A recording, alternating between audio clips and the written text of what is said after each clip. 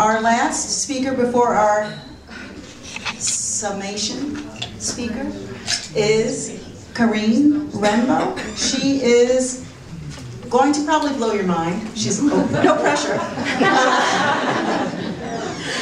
It's because I'm going to say the thing wrong. I'm going to try it. But anyway, she's a trichologist. Yeah. Say that 3 times fast. And it's really very, very interesting. I met Carrienne, actually she stopped me, she and her husband stopped me at Towhead, just walking, and we have had, we've been in and out of each other's lives over the last 7 years, 8 years, something like that. Yeah. And it's fascinating because we keep meeting here now.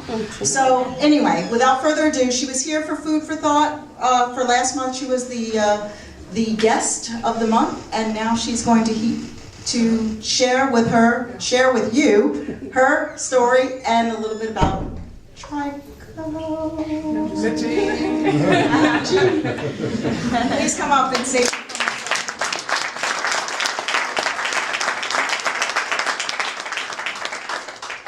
Wow, what an introduction. You really put me under some serious pressure.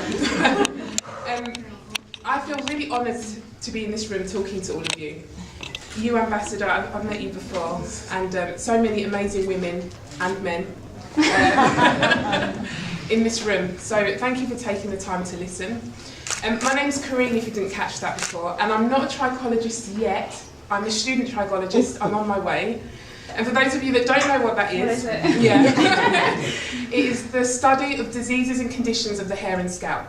So, if you're suffering from any form of hair loss, if you're suffering from something like dandruff, psoriasis, you could go to your dermatologist or doctor, or you could come and see someone like me.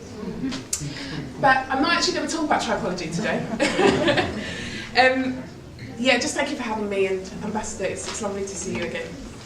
I'm going to be talking about hair. So, as well as studying trichology, I have a website, and the website is for curly people.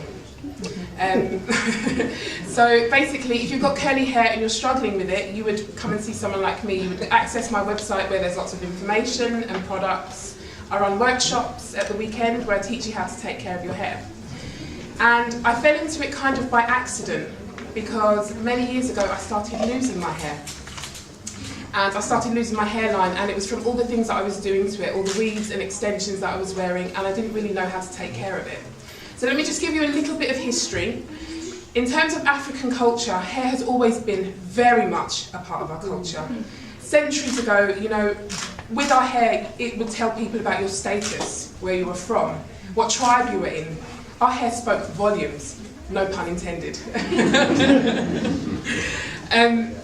And so, moving forward, of course, you know, slavery happened, which is not the start of African history, it interrupted our history. And, you know, we lost a lot of things, including part of our identity. And I'm going to be talking about hair, of course, so we forgot many of the methods or the tools that we would use. And if we just kind of move a bit further forward, you know, because of that, I feel in some way that we lost a part of our identity. In fact, I don't feel it, it's the truth, you can see it.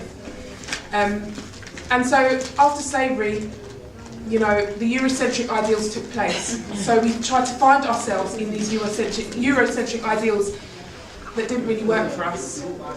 So we found that, for example, we were perming our hair, and there's nothing wrong with using chemicals or weaves or anything like that. So I don't want to be standing here bashing or anything like that, because I love the way that as black women, we can work our hair. I know for me, before going natural, every week I would have a different hairstyle at work. I think my colleagues couldn't really keep up with what was going on with my hair. It just shows the diversity of what we can do, but I digress. I've lost my train of thought now. Hallelujah.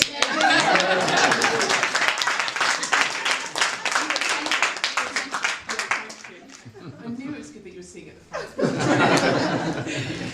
So we've tried to see ourselves in these Eurocentric ideals, and it's harmed us in many ways. So unfortunately, the tools that we have, when we're using some of these tools, like the weaves or extensions or the different things that we're doing to our hair, we don't use them as styling choices, we use them as crutches. So when I talk about the fact that it's harmed us, you know, many of the chemicals that we use can be bad for our bodies, or the products we were using, they were not healthy. Or the things that we were doing was causing us to lose our hair. Or I know for many black women, you find it very difficult to have longer hair. And it's not because we cannot achieve it. That's a lie that we've been told. But it's just because we don't know how to take care of it. Kind of moving forward from slavery way forward, you know, we have the 60s. You have Black Power, Black Panthers, you know, Black is Beautiful, and Wear Your Fro Loud and Proud. And then, you know, we have something in between, and now we have today, where natural hair has like had a resurgence. And I think it's a bit easier for women to wear their natural hair because of social media and media in general. We live in an age where there is more information that we have been exposed to than any time in history. So now information is more accessible. You wouldn't believe it sometimes when you're talking to some people, but you're walking, most of us have a smartphone in this room. We have access to the whole world in our pockets.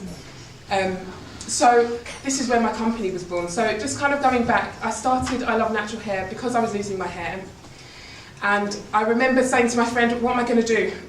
My hairline is going, it's receding really badly, and she then proceeded to tell me about going natural. And I remember looking at her thinking, I don't think so. It doesn't suit me, which is kind of crazy because it's a natural fibre that grows out of my body, so how can it not suit me? But that's a whole other debate for another International Women's Day. But those are my thoughts, and that's just because I was mirroring myself in Eurocentric ideals of what I thought was beautiful, of what I was told was beautiful. So anyway, I went on YouTube, as you do when you're looking through information, and I found all these different people that I could follow, and I tried to do all the things that they were doing, and my hair didn't look anything like what they were doing. But then I managed to find my way, to cut a very long story short. And actually going natural was more than me embracing my natural hair and learning to work with it. It actually set me free from a lot of things that I didn't realise I was holding on to. So I'm a dark-skinned woman sitting in front of you, and having dark skin was definitely an issue for me growing up because I was told it wasn't beautiful. I'm feeling a little bit emotional talking to you, so just bear with me.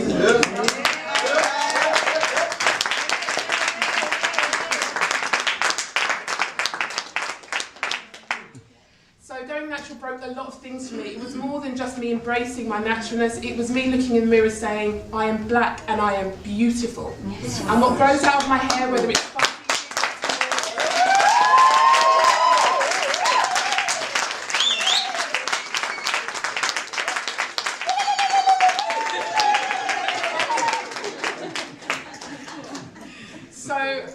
going through that, I have to say, learning how to take care of my natural hair was actually the easiest part. It was breaking and decolonising my mind, which was so tough. It was really hard. And that was a personal thing that had to come from within. That wasn't anything that anybody could help me with. But going natural was me on my journey. So I decided, I know there are many women, and men, but many women that feel the same way as me. Not everyone, this is not everyone's story. But I know there are many women that could identify with where I was coming from. So that's how I Love Natural Hair was born. So I'm just a mum, female, 2 beautiful children, a lovely Danish Viking over here.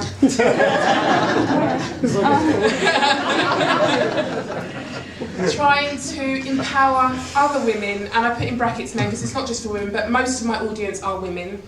And it's not just black women, even though black women are so close to my heart, because initially I set this up for them, but it's something for all curly people in this room.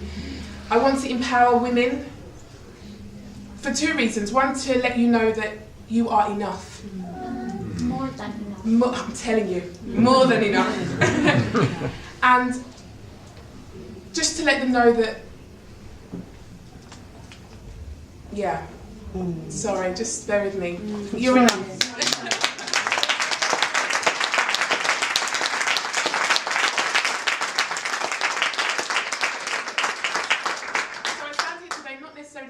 Promote my business, although that's good. I Love Natural Hair. www.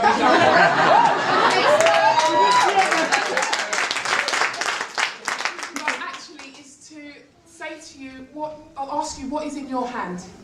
What do you have that you can share that can bring about change? Mine was my hair, and I started with the web shop that has exploded in a way that I didn't expect. But what's in your hand? It could be something as simple as you're just a jolly person and you smile. God knows there's been times when I've been out on the street and I felt so low and somebody smiled at me, and I don't think they realised how much that did for me, what that did for me. What do you have in your hand? What change can you bring about?